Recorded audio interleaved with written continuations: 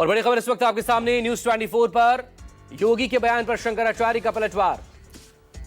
शंकराचार्य स्वामी अविमुक्तेश्वरानंद सरस्वती ने बिना नाम लिए सीएम योगी पर निशाना साधा और कहा हिंदुओं के वेश में मुगल घूम रहे हैं, ये हिंदू नहीं है। अविमुक्तेश्वरानंद की तरफ से ये बड़ी बातें कही गई हैं।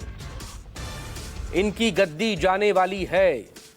लगातार सरकार पर और खासतौर पर मुख्यमंत्री पर हमलावर हैं शंकराचार्य अविमुक्तेश्वरानंद सरस्वती।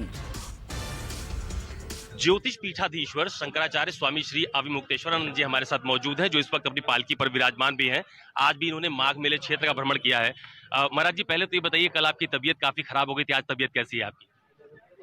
ऐसा है कि ये पूरब की जो हवा चलती है ना, तो कभी अपने लोगों को हवा में रहने का डायरेक्ट एयर लगती नहीं है, तो इसके कारण शरीर में ऐंठन और बुखार हो गया था। दवा ले ली गई और ओढ़ करके रह रहे हैं, ठीक है, अब आराम है पहले से। अच्छा महाराज जी, मुझे ये बताइए कि अभी कोई बातचीत हुई कि नहीं हुई, मामला वैसे ही अटका पड़ा है? बात यह है कि अभी तो नोटिस पर नोटिस ही आ रहे हैं, अभी कहाँ बातचीत हुई। अभी तो कालनेमी कहा जा रहा है। देश के शंकराचार्य को कालनेमी कह करके संबोधित किया जा रहा है। अभी क्या बातचीत होगी बताइए? कभी किसी ने कल्पना की थी? किसी मुगल ने, किसी अंग्रेज ने, किसी पुर्तगाली ने हमारे देश में आके कब्जा किया, लेकिन शंकराचार्य को कालनेमी कहने की हिम्मत नहीं कर सका। आज जो लोग अपने आप को हिंदू कहते हैं, भगवा धारण करके अपने आप को संत घोषित करते हैं, वो शंकराचार्य को कालनेमी कह करके संबोधित कर रहे हैं। ये कैसे हिंदू है? ये तो हिंदुओं के भेष में मुगल भी कहें तो भी कम पड़ जाएगा। ये बहुत बड़ी कलई खुली है कि ये हिंदू नहीं है। महाराज जी, मैंने आज देखा कि आपके शिविर के आसपास बहुत सारे सीसीटीवी कैमरे लगा दिए गए, कोई खतरा है क्या? आप क्या समझते हो, खतरा नहीं है? जब भरे मेले में हमारा अपहरण करके हमको मारने की प्लानिंग की जा सकती है, तो हमारे पास कौन है? हमारे पास तो एक डंडाधारी भी नहीं। आप पूरा देख लीजिए, कोई सुरक्षा है? उनके कितने कार्यकर्ता कितनी बड़ी बड़ी सुरक्षा में चल रहे हैं, हमारे पास कौन सी सुरक्षा है? तो कम से कम सीसीटीवी तो रहे, जब हमको कुछ हो जाए तो आप लोग कम से कम उसको खंगाल करके पता तो कर पाएं कि ऐसे ऐसे हुआ था। इसीलिए हमारे जो शिष्यगण हैं उन्होंने सीसीटीवी लगा दिया है, हमको बताया कि हम लोग लगा रहे हैं, तो हमने कहा ठीक है लगा दो। महाराज जी, केशव मौर्य जी ने पहल की थी और ये कहा था कि हम जांच करवाएंगे, कार्रवाई करेंगे, महाराज जी को स्नान कर लेना चाहिए। उसके बाद आपने कहा कि बीजेपी अगर केशव जी जैसे लोगों को मुख्यमंत्री बनाती तो अच्छा होता। इसको कैसे देखा जाए महाराज जी? बात यह है कि जो भी व्यक्ति किसी परिवार में होता है, वो अपने परिवार को प्रोटेक्ट करके आगे बढ़ता है। जो घटना कराई गई है, उस घटना से पूरा हिंदू समाज, सैकड़ों करोड़ वाला हिंदू समाज उद्वेलित है। देश विदेश से लोग उद्वेलित होकर के हम लोगों से संपर्क कर रहे हैं। स्वाभाविक है कि हिंदू हिंदू कह के अपने सत्ता में आई जो भारतीय जनता पार्टी है, उसकी किरकिरी हो रही है, उसके वोट हर क्षण कम होते चले जा रहे हैं। तो ऐसे में जो बीजेपी का व्यक्ति होगा, वो तो बीजेपी के लिए चिंता करेगा ना कि मेरी पार्टी का किरकिरी हो जाएगी, मुझे कुछ करना चाहिए, कुछ मौके को संभालना चाहिए जा करके। तो ये समझदारी भरा बयान उनका हम लोगों ने सुना। लेकिन एक दूसरा व्यक्ति है जो जिद पकड़ करके बैठा है, मुझ का प्रश्न बना करके बैठा है, वो संतों से ऊपर अपने आप को समझ रहा है।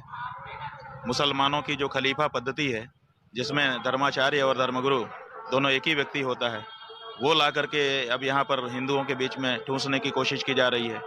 हिंदुओं में सदा से राजा अलग रहा है और राजा का जो गुरु है वो अलग रहा है।